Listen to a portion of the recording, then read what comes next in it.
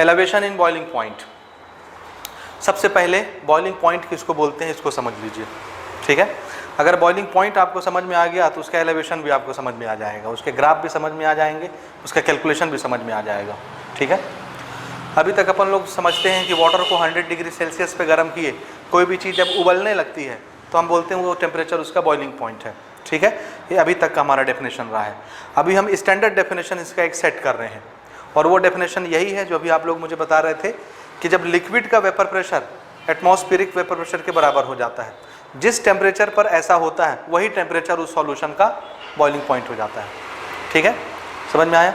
लेकिन इसका usual meaning क्या है? लिक्विड का वेपर प्रेशर एटमॉस्फेयर के प्रेशर के बराबर कैसे हो सकता है, ठीक है। इसको समझिएगा ना। मैं क्या बोलता हूँ, कोई भी चीज़ बॉयल कब होती है, कब होगा बॉयल? तो आंसर है जब बॉयल होगा, गर्म होगा तो उसके मॉलिक्यूल सरफेस छोड़ के बाहर वेपर बन जाएंगे आके। भाई गर्म करने से तो यही होता है, लिक्विड को गर्म करेंगे आप, पानी को गर्म करेंगे तो सरफेस के जो मॉलिक्यूल हैं, जो उसके कंपोनेंट हैं, वो अपना सरफेस छोड़ के ऊपर उठ के एयर में आ जाते हैं, वेपर बन जाते हैं। अगर वेपर बन गए तो प्रेशर भी लगाएंगे, ठीक है। अब देखिए हमारे चारों तरफ एयर है, हवा, एटमॉस्फेयर है, और चारों तरफ से एटमॉस्फेयर अर्थ को दबाए हुए है। हर जगह देखिए, हर जगह एयर है ना, और एयर अर्थ को दबाए रहती है। जितने प्रेशर से अर्थ दबाती है एयर को, किसी भी चीज़ को, हवा जब दबाती है, एयर जब दबाती है किसी भी चीज़ को, ठीक है, तो उस प्रेशर का मेजरमेंट कहलाता है एटमॉस्फेरिक प्रेशर। उसी को क्या बोलते हैं, क्या बोलते हैं? हमारी बॉडी चारों तरफ से एयर से घिरी हुई है, ऊपर नीचे हर तरफ से, चारों तरफ से एयर दबा रही है बॉडी को। कितने प्रेशर से दबा रही है? तो हम बोलेंगे एटमॉस्फेरिक प्रेशर से। और ये जो एयर ने सब चीज को दबाना है, एयर जो दबाती है, इसके प्रेशर का मेजरमेंट हमने बनाया 1। क्या बनाया? 1। कितने प्रेशर से दबा रही है? बोलेंगे 1 से दबा रही है। तो कितना एटमॉस्फेरिक प्रेशर हो गया? 1। ये जितने से दबाती है उसी का नाम हमने क्या रख दिया है? 1, ठीक है। इसका एक्सपेरिमेंट आपने देखा है बैरोमीटर में करके, वो मरकरी वाला उल्टा ट्यूब रखते हैं, एक बर्तन में मरकरी ले लिया, उसमें एक ट्यूब लिया, ट्यूब में मरकरी भर के उसको उल्टा करके रख दिया, ठीक है। अब चारों तरफ हवा है, हवा क्या करेगी? उस मरकरी को दबाएगी तो मरकरी फिर ट्यूब के ऊपर चढ़ना शुरू होगी। वो ट्यूब के ऊपर चढ़ती गई, चढ़ी और एक जगह आके रुक गई। हमने उस ट्यूब में मेजरमेंट बना रखे हैं, स्केल खींच रखा है, कितने सेंटीमीटर तक जाती है? 76 सेंटीमीटर तक, ठीक है। तो मरकरी कॉलम में 76 सेंटीमीटर तक ऊपर चढ़ना, यही है 1 एटमॉस्फेरिक प्रेशर। भाई जितना एयर ने दबाया होगा उतना मरकरी ऊपर उठी होगी। तो कितना दबाया? एटमॉस्फेरिक प्रेशर के बराबर। तो ये कितना उठी? एटमॉस्फेरिक प्रेशर के बराबर। लेकिन नंबर क्या दिखा? 76 सेंटीमीटर। तो 76 mm ऑफ Hg कॉलम क्या है? 1 एटमॉस्फेरिक प्रेशर के बराबर। उसी का नाम हमने 1 रख दिया, 1 एटमॉस्फेरिक प्रेशर, जिसको टॉर भी बोलते हैं आप, mmHg को टॉर भी बोल देते हैं अपन, ठीक है। अच्छा, ये तो इसकी बात हो गई, ठीक है। तो हमारे चारों तरफ एयर जिस प्रेशर से दबाती है, प्रेशर लगाती है, एटमॉस्फेयर जिस प्रेशर से दबाता है उसको हम एटमॉस्फेरिक प्रेशर बोलते हैं, और उसी का मेजरमेंट हमने कितना बना रखा है? 1। तो हमारा एटमॉस्फेरिक प्रेशर कितना है चारों तरफ? 1 ATM, ATM लिखते हैं ना, 1 ATM, ठीक है। ये हमारा एटमॉस्फेरिक प्रेशर है, ठीक। अब एक बर्तन में मैं पानी रखता हूँ, सादा पानी, उसको मुझे गर्म करना है, ठीक है, गर्म करना है। अगर उसका बर्तन का ढक्कन हम हटा दें, खोल दें, तो पानी के सरफेस के ऊपर कौन है? एयर है, और एयर सब चीज को दबा रही है। कितने प्रेशर से? 1 एटमॉस्फेरिक प्रेशर से। तो जाहिर सी बात है पानी के सरफेस को भी दबा रही होगी 1 एटमॉस्फेरिक प्रेशर से। अब एक चीज आप लोग फिजिक्स में पढ़ते हैं, एक बॉडी रखी हुई है, देखिए ये एक बॉडी एक टेबल पर रखी हुई है, suppose this is a table, ठीक है। इसका अपना कुछ मास होगा, ये रखी हुई है, ठीक है ना। हमने इधर इस पर फोर्स लगाया है 5 न्यूटन का इस तरफ, और इसके नीचे चक्के लगे हुए हैं। इधर कितना फोर्स लगा इस बॉडी पर? मैं चाहता हूं कि ये इस तरफ चले तो इधर फोर्स लगाना पड़ेगा। 1 न्यूटन लगाता हूं, चलेगी क्या? नहीं चलेगी। क्यों? क्योंकि इधर कितना लग रहा है, या मान लो ये मैं नहीं लगाता, चलो फ्रिक्शन का केस आप पढ़ चुके हैं, फ्रिक्शन तो जानते हैं। इधर मैं 1 न्यूटन लगाता हूं, ये नहीं चलती, इसका क्या मतलब है? इधर फ्रिक्शन ने कितना लगाया होगा? 1 न्यूटन। इधर मैंने 2 न्यूटन लगाया कि चलो, फिर भी नहीं चलती, तो फ्रिक्शन ने कितना लगाया होगा? 2। ये कौन फ्रिक्शन है जो अपनी वैल्यू बढ़ाते जा रहा है? याद है आपको? क्या बोलते हैं इस फ्रिक्शन को? Static friction, limiting friction. Static के बाद लिमिटिंग आता है ना, ठीक है ना? ठीक, 3 न्यूटन लगाया, ये नहीं चला, मतलब फ्रिक्शन भी बढ़ के 3 हो गया होगा इस तरफ। 4 लगाया नहीं चला, फ्रिक्शन बढ़ गया। 5 लगाया नहीं चला, फ्रिक्शन बढ़ गया। इधर फ्रिक्शन कितना है? 5 न्यूटन है। जैसे ही मैं 5.1 करता हूं अपने फोर्स को, मैं देखता हूं गाड़ी चल पड़ी, इसका मतलब है फ्रिक्शन का क्या आ गया? लिमिट आ गया। This is limiting friction. Limiting friction से ज्यादा फोर्स अगर आप लगाते हैं तो गाड़ी चल पड़ती है, ठीक है? मतलब ये फ्रिक्शन अपनी वैल्यू को ज्यादा से ज्यादा कितना बढ़ा सकता है? 5 न्यूटन तक, उससे ज्यादा नहीं बढ़ा सकता ना। तो अगर इस गाड़ी को आगे बढ़ाना है तो हमको कम से कम कितना फोर्स लगाना पड़ेगा? 5 न्यूटन। जितने से ये रोक के रखता है उतना ही लगा दीजिए, गाड़ी चल पड़ेगी। ये चीज समझ में आया? बोलिए। ये फ्रिक्शन में आपने पढ़ा है, ठीक? अब इसी फ्रिक्शन के नॉलेज को यहां पर लगाता हूं मैं। कहां पर? एक बर्तन में हमने पानी लिया, अब उसको गर्म करके उबालना है मुझे, बॉईल करना है, ठीक है? ढक्कन हटा दिया तो पानी की सरफेस के ऊपर कौन है? एयर है। एयर है तो एयर उसको दबा रही है पानी की सरफेस को, कितने प्रेशर से?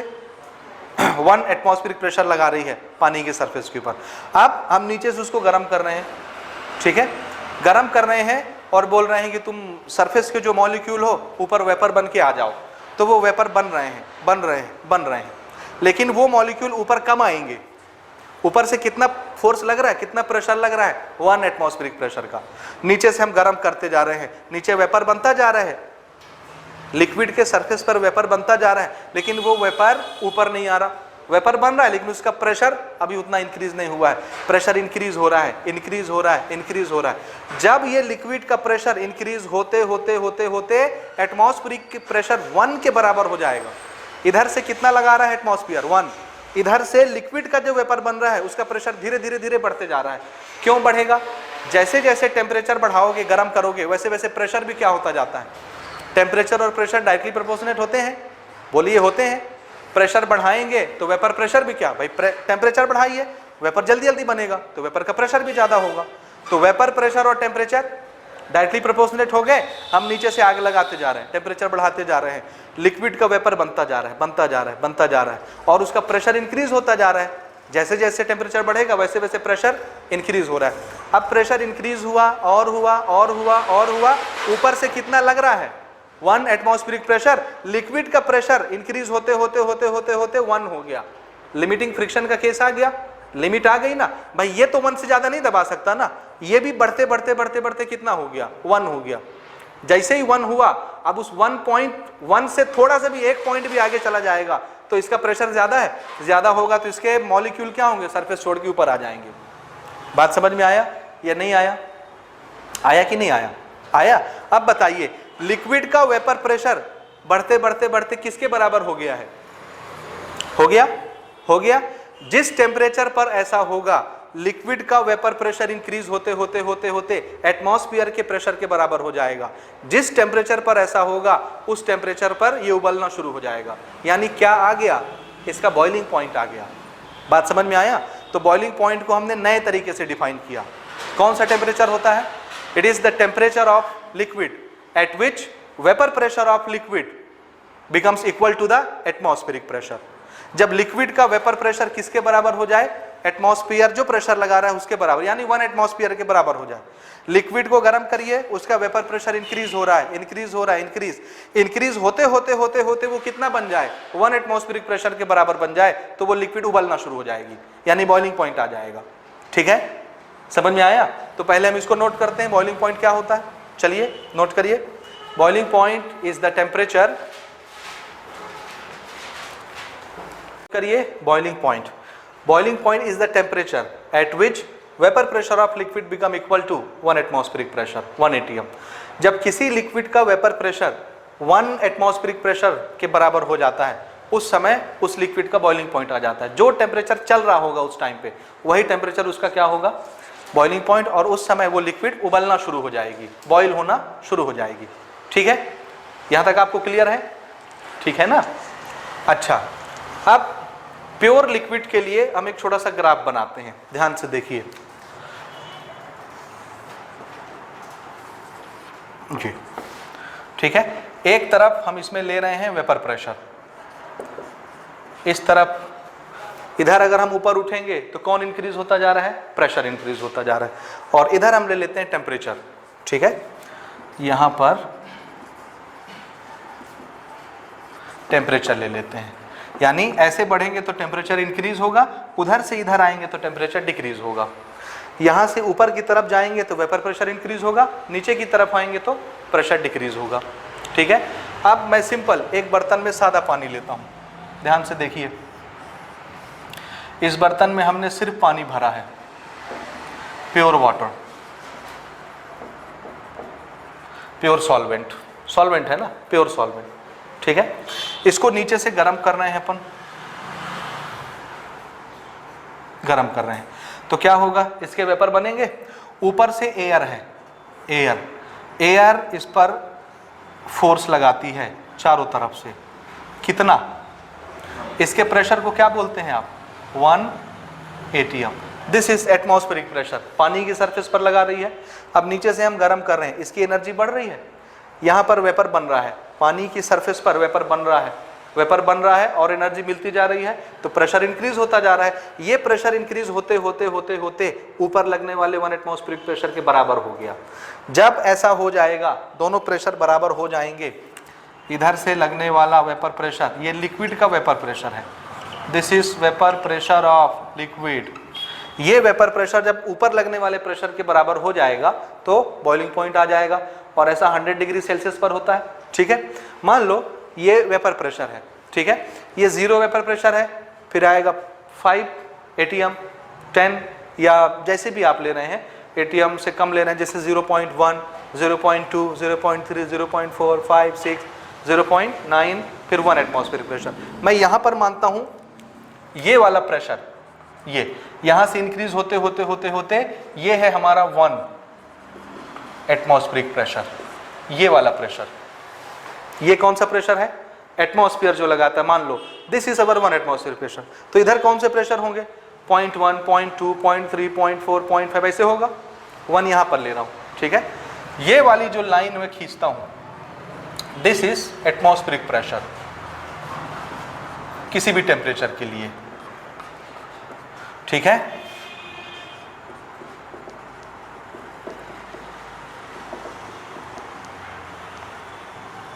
एटमॉस्फेरिक प्रेशर, ठीक है, ठीक है। अच्छा, ये जो एक्सपेरिमेंट हम कर रहे थे, जब इसको गर्म करना शुरू करेंगे तो हमारे रूम का टेम्परेचर कितना होता है, नॉर्मल 25 डिग्री सेल्सियस। तो मान लीजिए इसको गर्म करना हमने स्टार्ट किया था 25 डिग्री सेल्सियस से, ठीक है ना। मान लो दिस इज 0 डिग्री सेल्सियस, इधर बढ़ रहे हैं 0 degree, 5 degree, 10 degree, 15 degree, 20 degree, this is 25 degree Celsius. अभी नहीं बनाइएगा, ध्यान से देखिए फिर बनाइएगा, नहीं गड़बड़ होगा, काम की चीज़ सिर्फ नोट करेंगे, ठीक है। मान लो ये 25 डिग्री सेल्सियस है, ये 0 डिग्री है, ये 25 डिग्री है। 25 डिग्री सेल्सियस से मैं एक्सपेरिमेंट करना शुरू कर रहा हूँ, सादे पानी को गर्म करना स्टार्ट कर रहा हूँ, ठीक है। अच्छा, अब इस पर हम आग लगाते हैं, गर्म करेंगे तो इसका टेम्परेचर बढ़ेगा, 26 degree, 27 degree, 30 degree, 40 degree, 50 degree, 70 degree, 100 degree बढ़ रहा है। जैसे जैसे टेम्परेचर बढ़ता है वैसे वैसे क्या होता है, इसका वेपर प्रेशर, पानी का, हम नीचे से टेम्परेचर बढ़ाते जा रहे हैं तो पानी का वेपर प्रेशर क्या होता जाएगा, बढ़ता जाएगा। तो टेम्परेचर बढ़ा रहे हो तो वेपर प्रेशर क्या हो रहा है, इंक्रीज हो रहा है। अच्छा, अभी जब गर्म नहीं किए थे, ये रूम टेम्परेचर पर था, तो क्या लिक्विड का कुछ वेपर प्रेशर रहा होगा, तो आंसर है हाँ रहा होगा। 0 तो नहीं होता किसी चीज़ का, याद रखिए दुनिया में ऐसी कोई चीज़ नहीं है जो नॉर्मल कंडीशन पर रखी हो और उसका कोई वेपर प्रेशर न बन रहा हो। इस समय भी अगर कोई लिक्विड मैं यहाँ रखूँ तो उसका कुछ ना कुछ वेपर प्रेशर तो होगा, भले बिल्कुल थोड़ा सा हो, नेग्लिजिबल हो, लेकिन होगा जरूर। तो ये रूम टेम्परेचर पर रखा हुआ पानी है, तो कुछ ना कुछ शुरू में तो प्रेशर रहा होगा, वेपर प्रेशर 0 नहीं होगा। तो मैंने बोला यहाँ पर है इसका प्रेशर, मान लो 0.5, 0.10 कुछ तो रहा होगा, तो यहाँ पर है। तो 25 डिग्री सेल्सियस पर मैंने बोला कि यहाँ से स्टार्ट करते हैं, ये वाला प्रेशर, ये ठीक है, समझ में आ रहा है। यहाँ से हम स्टार्ट कर रहे हैं, यानी ये जो सॉल्यूशन हमने यहाँ पर लिया है इसका वेपर प्रेशर कितना है, इतना, रूम टेम्परेचर पर, यानी इतना 25 डिग्री सेल्सियस पर इतना है रूम प्रेशर, इसका वेपर प्रेशर इतना है। जीरो नहीं है, कुछ ना कुछ है, ठीक है। अब यहां से अगर मैं टेम्परेचर बढ़ाना शुरू करूंगा तो इसके प्रेशर का क्या होगा, वेपर प्रेशर का डायरेक्टली प्रोपोर्शनल होता है टेम्परेचर के साथ। तो जैसे जैसे टेम्परेचर बढ़ाएंगे इसका वेपर प्रेशर भी इंक्रीज होना शुरू हो जाएगा, ठीक है।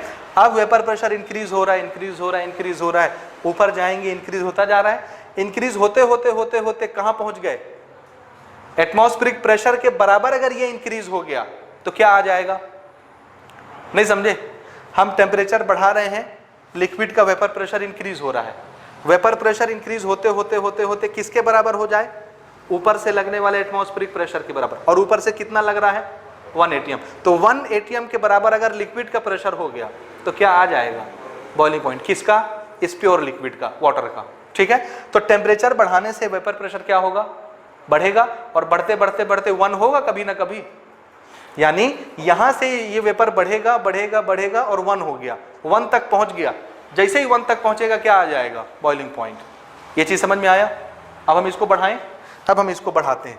टेम्परेचर इंक्रीज करिए, वेपर प्रेशर इंक्रीज होगा, लेकिन अभी एक बिल्कुल स्ट्रेट लाइन में इंक्रीज नहीं होता ना, थोड़ा सा स्मूथ कर्व बनता है इसमें। तो स्मूथ कर्व बनाइए, टेम्परेचर बढ़ाइए, वेपर बढ़ेगा। तो ये वेपर ऐसे बढ़ना स्टार्ट हुआ, ये बढ़ गया, और चाहिए तो आगे भी ले जा सकते हैं आप। ये स्मूथ कर्व बनेगा भाई ना, बिल्कुल एकदम स्मूथ कर्व ऐसे, ये ठीक है, समझ आया। हाँ, तो थोड़ा सा ध्यान दीजिएगा, अभी बनाइएगा नहीं, पहले सुन लीजिएगा। ये हमने एक्सपेरिमेंट करना स्टार्ट किया है 25 डिग्री सेल्सियस से, ठीक है। ये है हमारा पॉइंट नंबर 1। अभी ये सब नहीं लिखिएगा, सिर्फ सुनिएगा ध्यान से। ऑब्जर्वेशन पॉइंट नंबर 1 यहाँ से स्टार्ट कर रहे हैं। ये पॉइंट नंबर 1 क्या चीज़ है, रूम टेम्परेचर पर रखा हुआ लिक्विड, तो उसका ये प्रेशर, ये जो भी प्रेशर रहा होगा, ये हमारा पहला इंडिकेटर है, जो भी वेपर प्रेशर रहा हो पानी का 25 डिग्री सेल्सियस पर, ठीक है। 25 डिग्री सेल्सियस के बाद इसको गर्म करना शुरू किया तो इसका वेपर प्रेशर इंक्रीज होता गया होता गया होता गया होता गया। ये देखो वेपर बढ़ रहा है कि नहीं बढ़ रहा है, ग्राफ प्लॉट करना आता है ना। जैसे मैं पूछता हूँ, जब मैं यहाँ पहुँचा था 30 डिग्री सेल्सियस पे या 50 डिग्री सेल्सियस पे, तो उस समय वेपर कितना था, तो आंसर है इतना था, ये देखा। जब 25 डिग्री पर थे तो वेपर कितना था, इतना था। ये देखिए 25 डिग्री, जैसे ही 30 डिग्री 40 डिग्री पर पहुंचे तो वेपर प्रेशर इंक्रीज होकर कहाँ पहुंच गया, यहाँ। ये देखिए, ये तो प्लॉट करना आता है आपको ना। और आगे बढ़ाएंगे 70 डिग्री सेल्सियस पर तो वेपर कहाँ आ जाएगा, यहाँ। वेपर प्रेशर बढ़ के यहाँ हो गया, बढ़ गया, ठीक है। और टेम्परेचर बढ़ाए, यहाँ पर पहुंचे, ये वाला टेम्परेचर देखिए, ये वाला, ये टेम्परेचर वाली लाइन है। ये टेम्परेचर जब पहुंचा 100 डिग्री सेल्सियस वाटर के लिए, 100 डिग्री सेल्सियस पर हमने देखा इसका वेपर प्रेशर बढ़ते बढ़ते बढ़ते बढ़ते बढ़ते बढ़ते किसके बराबर हो गया, किसके बराबर हो गया, 1 एटमॉस्फेरिक प्रेशर के बराबर हो गया। यहाँ पर ये दोनों प्रेशर बराबर हो गए। ये किसका वेपर प्रेशर का ग्राफ है, वाटर का, लिक्विड का, सॉल्वेंट का। और टेम्परेचर बढ़ाने से इसका वेपर प्रेशर इंक्रीज होते होते होते होते किसको पा गया, 1 atm के बराबर हो गया। जब लिक्विड का वेपर प्रेशर 1 एटमॉस्फेरिक प्रेशर के बराबर हो जाता है तो जो टेम्परेचर उस समय होता है वो टेम्परेचर क्या कहलाता है, बॉइलिंग पॉइंट। तो ये प्योर मटेरियल का हमने ग्राफ बनाया, प्योर वाटर का। तो ये जो बॉइलिंग पॉइंट का टेम्परेचर आएगा, इस टेम्परेचर को क्या बोलेंगे, pure boiling point, pure material का बॉइलिंग पॉइंट, ठीक है। सो इसका हमने नाम रखा TB, temperature boiling, boiling temperature. लेकिन प्योर सॉल्वेंट का कि मिक्सचर का, प्योर। और प्योर के लिए क्या निशानी लगाते हैं, नॉट। तो यहां पर हमने लगा दिया नॉट, ठीक है। ये किसका ग्राफ है, ये किसका ग्राफ है, ये किसका ग्राफ है, देखिएगा ना ध्यान से। ये किस चीज का ग्राफ है, प्योर सॉल्वेंट, ठीक है ना। ये जो पॉइंट मिला जहां पर ये एटमॉस्फेरिक प्रेशर और ये वाला वेपर प्रेशर दोनों बराबर हो गए, तो ये कौन सा पॉइंट हुआ, boiling point of solvent, pure solvent, ठीक है। उबल जाएगा। जिस टेम्परेचर पर ये उबला है उस टेम्परेचर को क्या बोलेंगे, क्या बोलेंगे, बॉइलिंग टेम्परेचर, लेकिन प्योर है तो नॉट लगा दिए हैं, ठीक है। मैं ये 100 मिटा रहा हूँ, ये ठीक है, यहाँ तक समझ में आया। अब देखिए ये प्योर था, अब हम इसमें बाहर से सॉल्यूट मिला रहे हैं, सॉल्यूट, ये पहले वाटर था, ठीक है, इसमें बाहर से हमने सॉल्यूट मिलाया, और ये सॉल्यूट कैसा है, non volatile. Non volatile solute मिलाओगे तो सरफेस में कहीं कहीं ये जगह कैप्चर कर लेगा, स्पेस ऑक्यूपाई कर लेगा। अगर स्पेस ऑक्यूपाई करेगा, ऊपर से एयर इसको दबा रही है 1 एटमॉस्फेरिक प्रेशर से, ठीक है, ठीक है, ठीक है। अभी कुछ नहीं था, सिर्फ लिक्विड का वेपर था, प्योर लिक्विड का वेपर बन रहा था। अब यहाँ पर सॉल्यूट आ गया, तो जहाँ जहाँ पे सॉल्यूट होगा वहाँ पर वेपर नहीं बनने देगा, तो वेपर नहीं बनेगा तो इसके वेपर प्रेशर का क्या होगा, कम। जब भी आप नॉन वोलेटाइल सॉल्यूट मिलाते हो, देखिए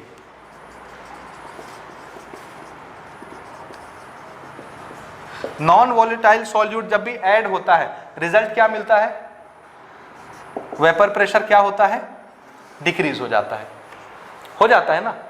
तो इसमें तो कुछ नहीं था, तो इसका वेपर प्रेशर डिक्रीज नहीं हुआ था, है ना। इसमें हमने सॉल्यूट मिला दिया तो इसका वेपर प्रेशर क्या हुआ, घट गया, ठीक है ना।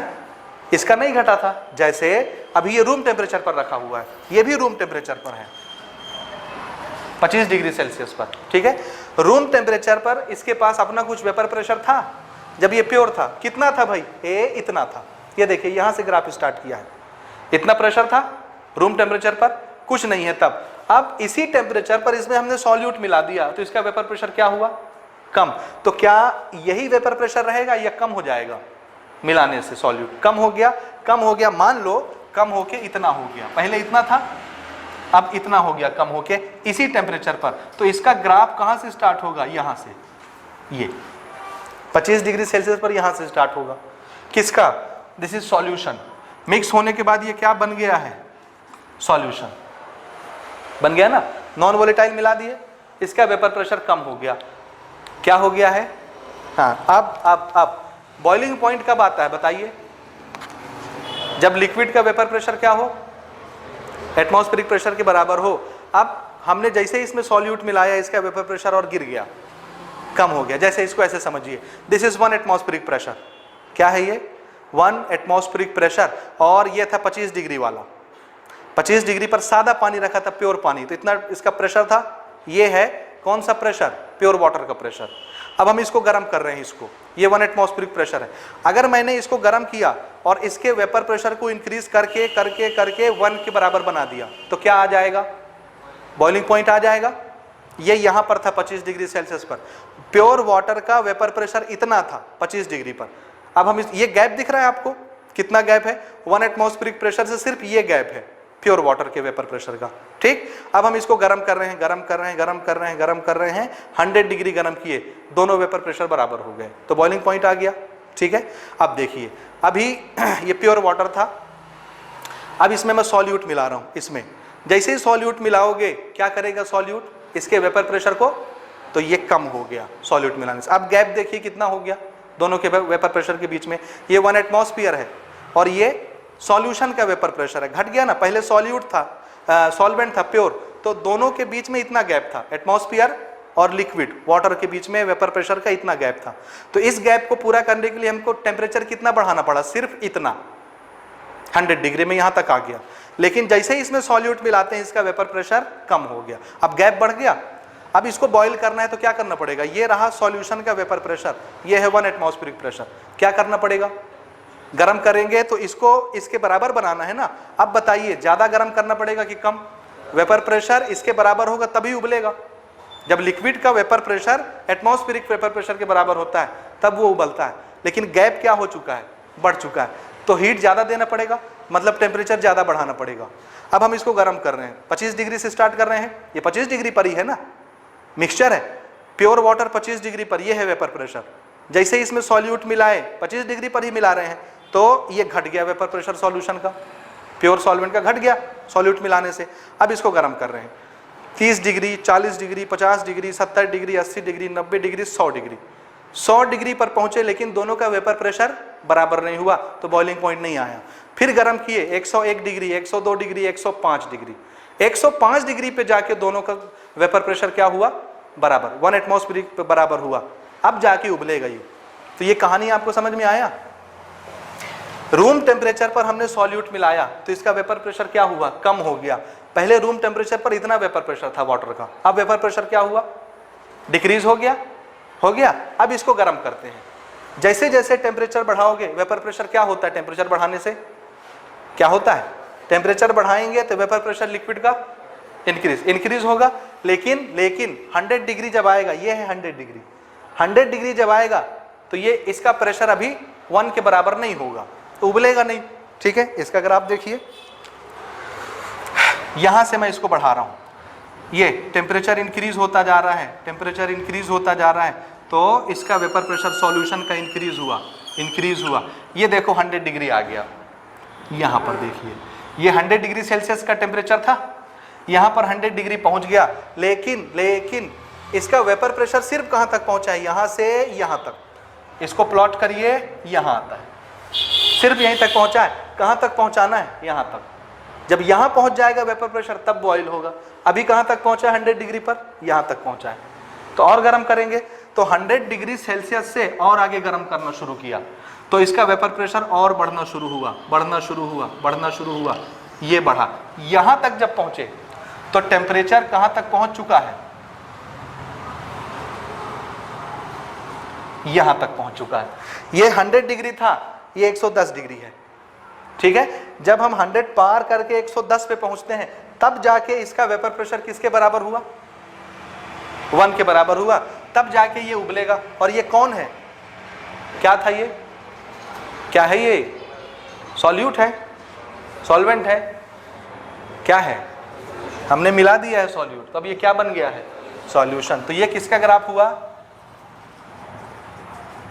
सॉल्यूशन का, जिसमें क्या है, नॉन वोलेटाइल सॉल्यूट। रीजन समझ में आया कि नहीं आया।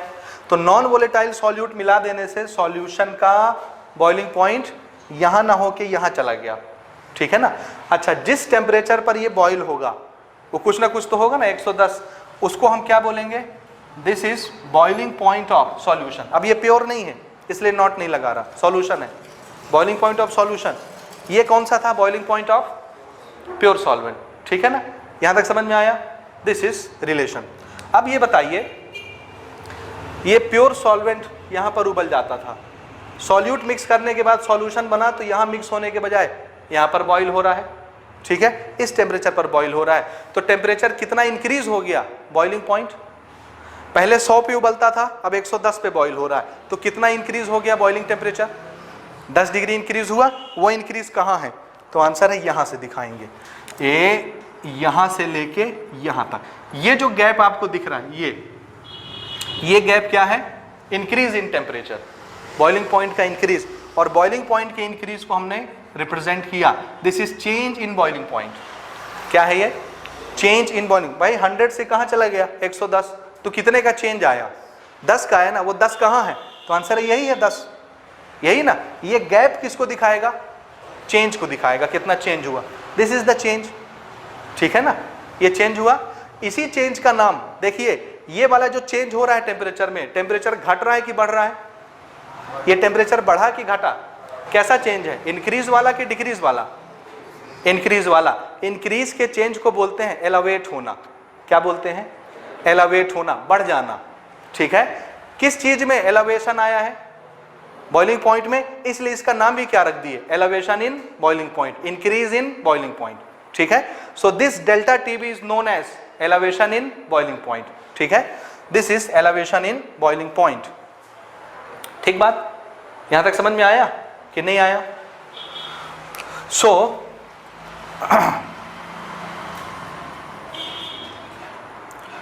एलिवेशन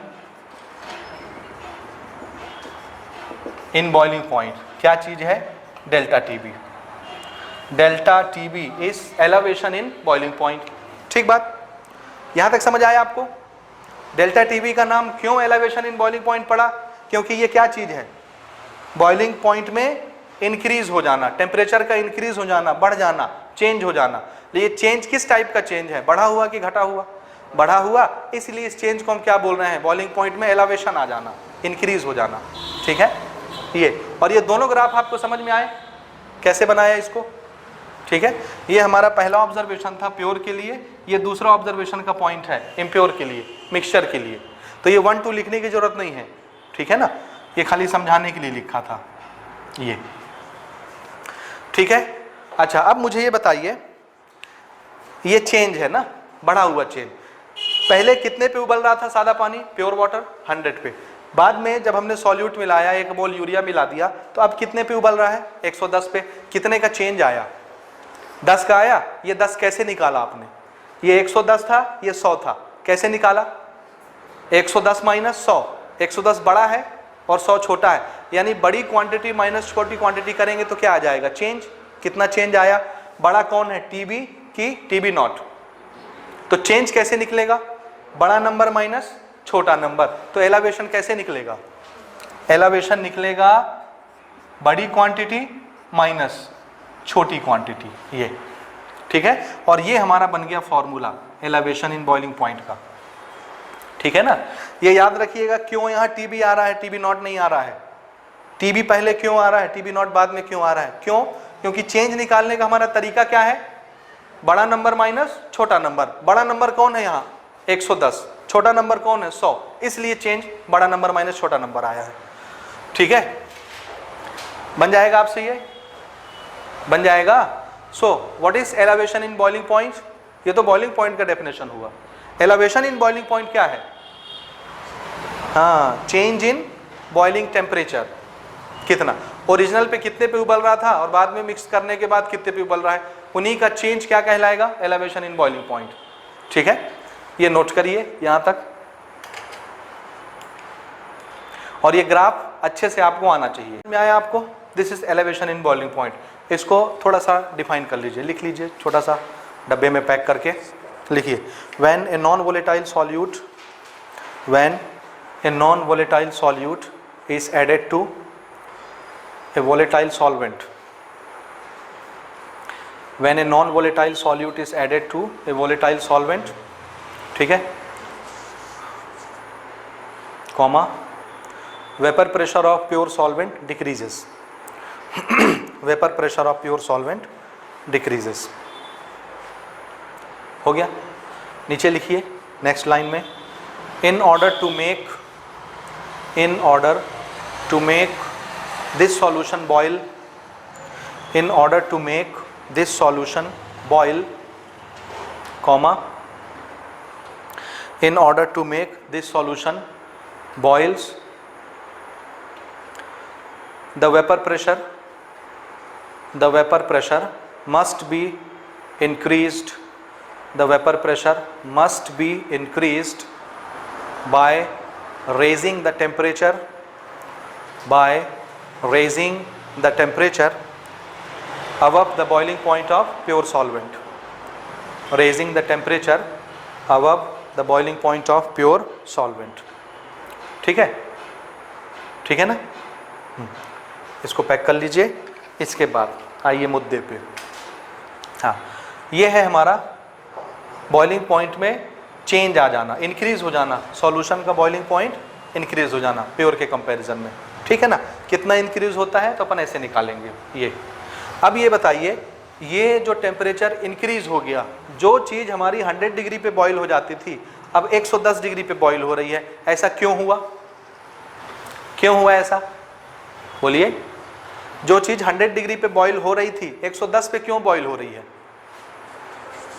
क्योंकि क्यों हुआ ऐसा, वेपर प्रेशर घट गया। और वेपर प्रेशर क्यों घटा, क्योंकि आपने सॉल्यूट मिलाया। कैसा सॉल्यूट मिलाया है, नॉन वोलेटाइल सॉल्यूट मिलाया। ठीक बात, ठीक बात।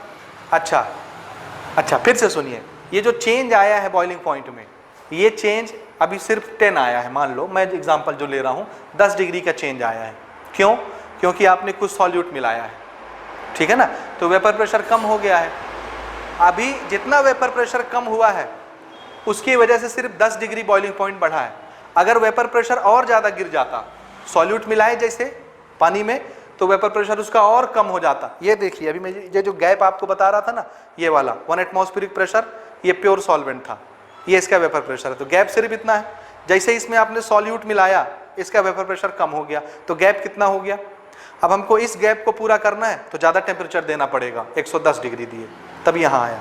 मान लो सॉल्यूट मिलाए और इसका वेपर प्रेशर यहाँ पर जाने के बजाय यहाँ चला गया सॉल्यूट मिलाने से, तो अब इसको बॉईल करने के लिए क्या करना पड़ेगा, इतना ज़्यादा गैप मेंटेन करना पड़ेगा, तो और ज़्यादा टेम्परेचर देना पड़ेगा। इसका मतलब है वेपर प्रेशर जितना कम होगा सॉल्यूट मिलाने से, उतना ही ज़्यादा बॉइलिंग पॉइंट इंक्रीज होता जाएगा। ज़्यादा टेम्परेचर दोगे तब बॉइलिंग पॉइंट आएगा। समझ में आ रहा है कि नहीं आ रहा है? आ रहा है ना। तो एलिवेशन इन बॉइलिंग पॉइंट किस पर डिपेंड करता है, कितना प्रेशर कम हो रहा है, लोअरिंग इन वेपर प्रेशर पर। ठीक है, समझ में आया? नोट करिए experimentally.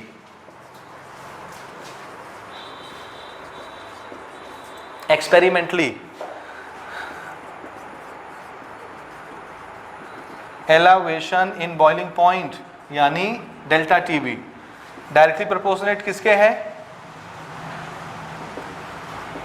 Lowering in vapour pressure. ठीक है, और लोअरिंग इन वेपर प्रेशर क्या होता है, प्योर में सॉल्यूशन का माइनस कर दीजिए, यही था ना लोअरिंग इन वेपर प्रेशर। ये चीज समझ में आया आपको कि नहीं आया? जितना प्रेशर कम होगा उतना ही बॉइलिंग पॉइंट का चेंज ज्यादा आएगा, एलिवेशन उतना ही ज्यादा बढ़ जाएगा। ठीक है ना। अभी थोड़ा सा प्रेशर कम हुआ था तो सिर्फ 10 डिग्री आगे गया है बॉइलिंग पॉइंट, 100 से 110। अगर प्रेशर ज्यादा कम हो जाता तो 20 डिग्री आगे चला जाता, 120 डिग्री पे उबलता फिर, तो एलिवेशन कितना होता, 20 डिग्री। ठीक है, आ रहा है कुछ पल्ले कि नहीं आ रहा है? अच्छा चलो, ये तो रही सही बात, इसकी जरूरत हमको नहीं है।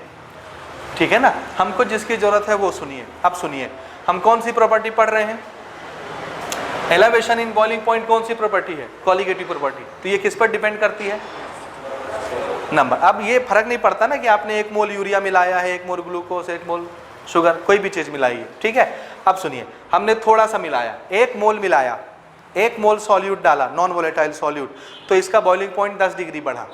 कितना बढ़ा? 2 मोल अगर मैं मिला देता नॉन वोलेटाइल सॉल्यूट के तो क्या होता, 20 डिग्री बढ़ जाता, एलिवेशन इन बॉइलिंग पॉइंट दुगना हो जाता। 3 मोल मिला देता तो तिगुना हो जाता एलिवेशन, और बढ़ जाता ना बॉइलिंग पॉइंट। समझ में आ रहा है? तो जो बॉइलिंग पॉइंट में एलिवेशन आ रहा है, इंक्रीज आ रहा है, वो किसकी वजह से आ रहा है, किसकी वजह से आ रहा है, नंबर ऑफ सॉल्यूट की वजह से। अगर नंबर ऑफ सॉल्यूट कम मिलाया है आपने, सॉल्यूट थोड़ा सा मिलाया, उसका नंबर कम है, तो एलिवेशन भी कम होगा, 105 डिग्री ही जाएगा। अगर आपने नंबर ऑफ सॉल्यूट ज्यादा मिलाया है तो एलिवेशन भी ज्यादा हो जाएगा। तो elevation of boiling point actual में किस पर डिपेंड करता है, नंबर ऑफ पार्टिकल पर। किस पर डिपेंड करता है, नंबर ऑफ। और नंबर ऑफ पार्टिकल क्या चीज है, नंबर ऑफ मोल है ना, कंसंट्रेशन पर डिपेंड करता है ना, कि सॉल्यूशन में कितना सॉल्यूट का कंसंट्रेशन है। ठीक बात, ठीक बात। फिर से, delta TV is directly proportionate to concentration of solute. ये डब्बा अपन किसके लिए लगाते हैं, अगर आपको याद हो, एक्टिव मास करके कोई चिड़िया आपने पढ़ी थी कि आर्मी में, एक्टिव मास कंसंट्रेशन के लिए लगाते हैं। ठीक है, तो एलिवेशन इन बॉइलिंग पॉइंट किस पर डिपेंड करता है, सॉल्यूट के कंसंट्रेशन। कंसंट्रेशन हमारे पास 9-10 तरह के हैं, है ना। शुरू लेक्चर में आपने पढ़ा ना कंसंट्रेशन टर्म, कितने टाइप के पढ़े हैं आपने, 9 टाइप के तो आपने पढ़े भी होंगे लगभग मेरे ख्याल से। कौन कौन से, mass percentage, volume percentage, mass by volume percentage, strength, molality, molarity, formality, normality, हो गया ना, पीपीटी है ना, पीपीएम क्या बोलते हो, पीपीएम। ठीक है, 9 टाइप के पढ़े आपने, है ना। तो उसमें से कौन सा कंसंट्रेशन लें, ध्यान से सुनिए, ध्यान से सुनिए, इधर देखिए। कंसंट्रेशन टर्म पर डिपेंड करता है एलिवेशन, कितना बढ़ेगा बॉइलिंग पॉइंट, किस पर डिपेंड करता है, कि कंसंट्रेशन मतलब क्या होता है, कितने में कितना। अगर आपने कितने में ज़्यादा मिलाया है तो बॉइलिंग पॉइंट ज़्यादा हो जाएगा, ज़्यादा एलिवेशन आ जाएगा, और कितने में थोड़ा सा मिलाया है तो एलिवेशन थोड़ा सा होगा। मतलब कंसंट्रेशन पर डिपेंड कर रहा है ना। अब यहाँ कौन सा कंसंट्रेशन टर्म लें, 9 ऑप्शन है हमारे पास। ठीक है ना। तो किताब में क्या लिखा है भाई, मोलैलिटी। क्यों लिखा है, राइटर के दिमाग में ऐसा क्या आ गया, उसके पास 9 ऑप्शन थे, वो चाहता मोलैरिटी ले लेता, वो चाहता नॉर्मेलिटी ले लेता, वो चाहता स्ट्रेंथ ले लेता, पीपीएम ले लेता, है ना, फॉर्मेलिटी ले लेता, उसने मोलैलिटी ही क्यों चुनी। ठीक है, इसलिए चुनी, ध्यान से सुनिए, क्योंकि किसमें चेंज आ रहा है, ये क्या चीज है, टेम्परेचर। हम क्या बढ़ा रहे हैं वेपर प्रेशर बढ़ाने के लिए? टेम्परेचर चेंज हो रहा है। और जितने कंसंट्रेशन टर्म आपने पढ़े हैं, मैंने उसके दो क्लासिफिकेशन बनवाए थे, एक टेम्परेचर डिपेंडेंट, एक इंडिपेंडेंट। अगर टेम्परेचर डिपेंडेंट वाले टर्म वो ले लेते तो हम तो टेम्परेचर इंक्रीज ही कर रहे हैं ना वेपर प्रेशर बढ़ाने के लिए। तो जैसे ही टेम्परेचर इंक्रीज करते वैसे ही वो कंसंट्रेशन भी इंक्रीज हो जाता, चेंज हो जाता, क्योंकि टेम्परेचर पर डिपेंड करता है। उसमें वॉल्यूम आता है, टेम्परेचर बदलेगा तो वॉल्यूम बदलेगा, तो उसका कंसंट्रेशन भी बदल जाएगा। समझ में आया? मोलैरिटी क्यों नहीं लिए? क्योंकि मोलैरिटी क्या चीज है? Number of solute upon volume of solution. और टेम्परेचर बढ़ाएंगे तो वॉल्यूम भी क्या होगा? बदल जाएगा। जहां वॉल्यूम बदलेगा तो कंसंट्रेशन बदल जाएगा, मोलैरिटी बदल जाएगी। बात समझ में आया? यहाँ टेम्परेचर चेंज हो रहा है तो कंसंट्रेशन चेंज नहीं होना चाहिए। और कौन सा कंसंट्रेशन टर्म है जो टेम्परेचर पर डिपेंड नहीं करता? मोलैलिटी। इसलिए राइटर ने कौन सा लिया है? मोलैलिटी लिया है। तो अब फाइनल शब्दों में आइए।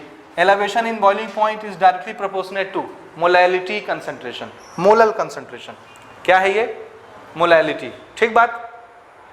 अब ये डायरेक्टली प्रोपोर्शनेट है, यहां पर ध्यान नहीं देंगे, ये समझाने के लिए मैंने लिखा है। नंबर ऑफ सॉल्यूट ज्यादा होंगे तो वेपर प्रेशर ज्यादा गिरेगा, ज्यादा कम होगा तो एलिवेशन ज्यादा होगा। यहीं से ये बना। ठीक है, अब आइए, ये हुआ हमारा टारगेट। अब प्रोपोर्शनैलिटी साइन मुझे हटानी है, क्या करेंगे? एक कांस्टेंट आ जाता है और आप सब ये जानते हैं, विद्यालय में पढ़ चुके हैं।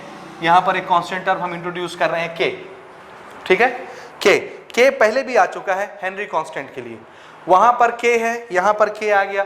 दोनों को बाइफरकेट करने के लिए हेनरी वाले में हमने के के नीचे एच लगाया था, तो यहां भी के के नीचे कुछ लगाएंगे। क्या पढ़ रहे हैं हम? बॉइलिंग पॉइंट में एलिवेशन। तो इस कांस्टेंट के नीचे भी हम क्या लगा दें? बॉइलिंग पॉइंट का बी। तो यहां पर हमने लगा दिया के बी। ये बना कांस्टेंट। ठीक है, और ये इक्वेशन बना, ये आप याद रखेंगे। Elevation in boiling point is equal to K B into molality. ठीक है, अब हम इसको नोट करते हैं, ये क्या क्या है। हो गया ये। पहले इसको डिफाइन करते हैं। वेयर के बी क्या चीज है? ठीक है, के बी इज ए कांस्टेंट। ठीक है ना, के बी क्या चीज है? कांस्टेंट। इस कांस्टेंट का हमने नाम रखा मोलल एलिवेशन कांस्टेंट। क्या नाम रखा? Molal elevation constant. क्यों मोलल आया? क्योंकि मोलैलिटी के साथ है, इसलिए मोलल आ गया। किस चीज का कांस्टेंट है? बॉइलिंग पॉइंट के एलिवेशन का कांस्टेंट है, इसलिए एलिवेशन लगा दिया। और कांस्टेंट है तो कांस्टेंट आया, मोलल एलिवेशन कांस्टेंट। ये इसका ऑर्डिनरी नेम है। क्या है? Ordinary name. तो इसका एक स्टैंडर्ड नेम भी होगा।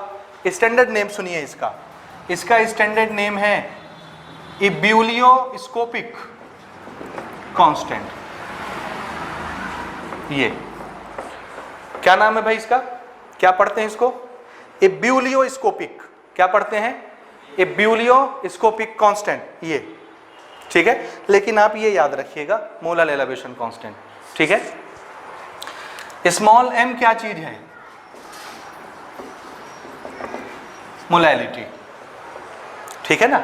और डेल्टा टी भी क्या चीज है? एलिवेशन। किसमें एलिवेशन? किसमें बढ़ोतरी? बॉइलिंग पॉइंट में। चेंज इन बॉइलिंग पॉइंट, आप इसको याद रख सकते हैं। ठीक है, ये हो गया यहां तक। ठीक, ये नोट करिए आप। हो गया, यहां तक पहुंचे हम। के बी क्या चीज है? This is molal elevation constant, ebullioscopic constant. क्या पढ़ते हैं? Ebullioscopic constant. What is M? क्या है? मोलैलिटी। ठीक है, अब देखिए, हम ये नया चीज आया है, नया कांस्टेंट आया है, इसको डिफाइन करना चाहते हैं, ये है क्या चीज। ठीक है, तो इसको डिफाइन करने के लिए क्या करें? मोलैलिटी को क्या करें? 1 ले लें। मोलैलिटी को क्या करें? 1 बना दें। What is molality? It is a concentration term. What is molality? Number of solutes dissolve in पर केजी मास ऑफ सॉल्वेंट, पर केजी वेट ऑफ सॉल्वेंट। यानी 1 केजी सॉल्वेंट में, सॉल्वेंट का क्या ले रहे हैं? वेट। 1 केजी वेट के सॉल्वेंट में कितने नंबर ऑफ मोल सॉल्यूट के डले हुए हैं? ये वाला कंसंट्रेशन क्या कहलाता है? मोलैलिटी। क्या कहलाता है? मोलैलिटी। क्या कहलाता है? मोलैलिटी कहलाता है। ठीक है, अब इसको 1 करना है। 1 करने का जुगाड़ देखिए, हम क्या करें? ये जो सॉल्वेंट है इसको कर दें 1 kg, कितना हो गया सॉल्वेंट? 1 हो गया। कितने मोल डाल दें सॉल्यूट के? 1 मोल। तो number of mole of solute कितना हो गया? 1 मोल of solute dissolve in 1 kg of solvent. तो मोल भी कितना हो गया? 1, सॉल्वेंट भी कितना हो गया? 1, 1/1 1, तो मोलैलिटी कितनी हो गई? 1। ठीक है, if molality is equal to 1 then therefore delta T भी किसके बराबर हो गया? किसके बराबर हो गया? कांस्टेंट के बराबर। तो ये कांस्टेंट किसके बराबर हो जाएगा? जितना टेम्परेचर में चेंज आएगा। कब कब कब कब कब? हम पानी कितना लेंगे? 1 kg के पानी में, सॉल्वेंट में, 1 kg के सॉल्वेंट में 1 मोल कोई भी चीज डाल दीजिए, नॉन वोलेटाइल सॉल्यूट, 1 मोल यूरिया डाल दीजिए, है ना। इसमें जितना बॉइलिंग पॉइंट इंक्रीज होगा, एलिवेशन आएगा, वही एलिवेशन किसकी वैल्यू हो जाएगी? कांस्टेंट की वैल्यू हो जाएगी। ठीक है ना, किसकी वैल्यू हो जाएगी? कांस्टेंट की वैल्यू हो जाएगी। बात समझ में आ रहा है? क्या करना है? क्या करना है? क्या करना है? क्या करना है? 1 kg के सॉल्वेंट में 1 मोल नॉन वोलेटाइल सॉल्यूट डिसॉल्व कर दीजिए। ऐसा करने से उसके बॉइलिंग पॉइंट में जितना चेंज आएगा, यानी एलिवेशन जो भी रहेगा, वही एलिवेशन की वैल्यू क्या हो जाएगी? तो अगर मैं बोलूं मैंने वाटर लिया 1 kg, उस वाटर में 1 मोल यूरिया डाला। पहले सादा पानी 100 डिग्री पे उबल जाता था, बॉयल हो जाता था। 1 मोल यूरिया डालने से, 1 kg पानी में 1 मोल यूरिया डालने से अब वो उबलता है 120 डिग्री पे। कितने डिग्री पे? तो बताइए इसका Kb कितना होगा? कितना होगा? अरे बोलो, 20 डिग्री। क्यों? क्योंकि एलिवेशन इन बॉइलिंग पॉइंट कितना आया? 20 डिग्री सेल्सियस। पहले 100 पे उबलता था, अब कितने पे उबल रहा है? 120 पे। तो चेंज इन टेम्परेचर कितना आया? 20। जो टेम्परेचर में चेंज आएगा, जो बॉइलिंग पॉइंट में चेंज आएगा, वही कौन बन जाएगा? उसका कांस्टेंट बन जाएगा। निकालना आसान है। तो ब्यूलियोस्कोपिक कांस्टेंट को डिफाइन कैसे करेंगे? डिफाइन करते हैं इसको नया टर्म है molal elevation constant, Kb।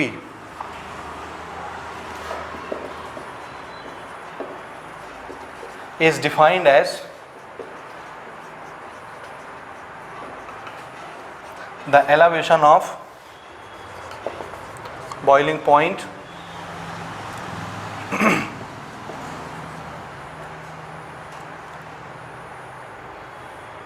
the elevation of boiling point when 1 mole of non-volatile solute is dissolved in 1 kg, यानी 1000 ग्राम ऑफ सॉल्वेंट। ठीक है। So what is molal elevation constant? Answer, the elevation of boiling point. क्या चीज है? क्या चीज है? What is molal elevation constant? Elevation in boiling point. लेकिन कब? जब आपने सॉल्यूशन में कितना लिया है कंसंट्रेशन? 1 kg के सॉल्वेंट में 1 मोल आपने सॉल्यूट मिलाया, उस समय जितना एलिवेशन इन बॉइलिंग पॉइंट आएगा, वही उस सॉल्यूशन का क्या होगा? Molal elevation constant. ठीक है। तो मोलल एलिवेशन कांस्टेंट किसका होता है? सॉल्वेंट का होता है। किसका? सॉल्वेंट का होता है। ठीक है। ये तो हमने इसको डिफाइन कर लिया ना। ठीक बात। अब देखिए, मोलैलिटी हम पहचानते हैं, है ना। मोलैलिटी यानी स्मॉल m क्या चीज है भाई? याद है आपको? Number of moles of solute divided by mass of solvent in kg। यही होता है, यही होता है ना। इसको शॉर्टकट में लिखता हूं, molality is equal to number of moles of solute divided by weight of solvent. ठीक है। लेकिन ये किस में होना चाहिए? kg। अगर ग्राम में दिया है तो क्या करेंगे? Divided by 1000। वो 1000 कहाँ चला जाएगा? यहाँ। ये kg में होना चाहिए, kg में। अगर kg में नहीं है, ग्राम में है, तो फिर इसको चेंज करके आप बनाएंगे जैसे अगर ग्राम में दिया हुआ है, ग्राम में, तो इसको फिर नीचे 1000 लगाएंगे तो वो 1000 यहाँ आ जाएगा, अगर ये ग्राम में दिया हुआ है तो। ठीक बात। मोलैलिटी ये हो गई ना, हो गई ना। अच्छा, ये तो नंबर ऑफ मोल है। नंबर ऑफ मोल को क्या लिख सकते हैं आप? Number of mole of solute mass upon molar mass. तो थोड़ा सा इसको और इलाबोरेट कर लेते हैं। Molality is equal to number of mole को क्या लिखेंगे? मास अपॉन मोलर मास, और पहले से क्या है? Mass of solvent. ठीक है ना? अगर ग्राम में है तो 1000 ऊपर आ जाएगा, और नहीं है तो कोई दिक्कत नहीं है, नहीं लगाएंगे। ठीक है, ये बना मोलैलिटी। इस मोलैलिटी की वैल्यू को उठा करके यहाँ पुट कर देते हैं इक्वेशन नंबर 1 में। ठीक है, तो हमारा फाइनल एक्सप्रेशन बन जाएगा। ठीक है, delta T B is equal to K B. Molality की जगह क्या पुट करना है, ये या ये, कोई भी चीज़, बिना 1000 वाला भी कर सकते हैं आप। ठीक है, तो इसकी जगह पर हमने लगाया into mass upon molar mass of solute divided by mass of solvent in KG. ये 1000 नहीं भी रहेगा तो भी कोई दिक्कत नहीं है ना, याद हमको रखना है। ठीक बात, समझ में आया? ये नहीं रखना भाई आपको। आपको क्या याद रखना है ये, क्योंकि मोलैलिटी तो आप जानते हो ना, number of mole of solute divided by mass of solvent in KG. तो इसको यहीं पे चेंज कर लेंगे। नंबर ऑफ मोल को क्या लिखना है? मास अपॉन मोलर मास, और सॉल्वेंट के मास को WA, यहीं पे चेंज हो जाएगा। ठीक है ना? ये फॉर्मूला बना। अब इसमें क्वेश्चन क्या आता है? वही मोलर मास पूछेगा। ठीक है ना? एप्लीकेशन देखिए, एप्लीकेशन क्या पूछेगा? Molar mass of solute. तो कैसे निकालोगे? ये है मोलर मास ऑफ सॉल्यूट, इसको इधर ले गए तो टेम्परेचर यहाँ आ जाएगा नीचे। ठीक है, so this is KB WB divided by delta TB into WA into 1000। ये बन गया। ठीक है, मोलर मास इससे पूछा जाता है। हो गया? ये यहाँ तक हो गया? हो गया पक्का? हाँ, एक और चीज़, आखिरी चीज़, what is the unit of molar elevation constant? Unit of KB क्या बनेगा? हमारा फॉर्मूला क्या है? Delta TB is equal to KB molality. तो KB क्या हुआ? Delta TB upon molality. ये मोलैलिटी नीचे आ गया। ठीक है, ये क्या चीज़ है? Elevation in boiling point, temperature है ना, और टेम्परेचर की यूनिट क्या होती है? SI में बताइए, केल्विन। तो इसकी यूनिट हो गई केल्विन डिवाइडेड बाय मोलैलिटी की यूनिट क्या होती है? मोल पर केजी, मोलल भी आप बोल सकते हैं। मोलैलिटी को याद है ना, आप मोलल लिखते हैं 0.2 स्मॉल m, 0.2 मोलल। मोलल मतलब मोल पर केजी। तो इसकी यूनिट क्या हो गई? मोल पर केजी। पर केजी को ऊपर लिख दूं? ठीक है, अभी ऐसे लिख देते हैं, मोल पर केजी। अब इसको सुधारिए, केजी ऊपर चला जाएगा। ये है kelvin, this is KG and पर मोल। ये केल्विन केजी पर मोल। क्या यूनिट होती है कांस्टेंट की? केल्विन केजी पर मोल। ठीक है ना? ये है आपका एलिवेशन ऑफ बॉइलिंग पॉइंट। ठीक है, संपूर्ण विवरण, हर एक चीज। यहाँ तक समझ आया? तो ये जो फॉर्मूले हम डिराइव करके यहाँ लिख रहे हैं, ये नहीं याद करना है। याद कौन सा करना है? ये, क्योंकि मोलैलिटी आपको आती है, आता है ना, जब जरूरत पड़ेगा यहीं पे रख देंगे मोलैलिटी की वैल्यू, ये इसी रूप में आ जाएगा फट से। ठीक है ना? तो आपको याद ये रखना है। एलिवेशन का मीनिंग समझ में आया क्या होता है? पक्का? ठीक है, ये नोट करिए। इसके बाद अगली चीज अपन लेंगे।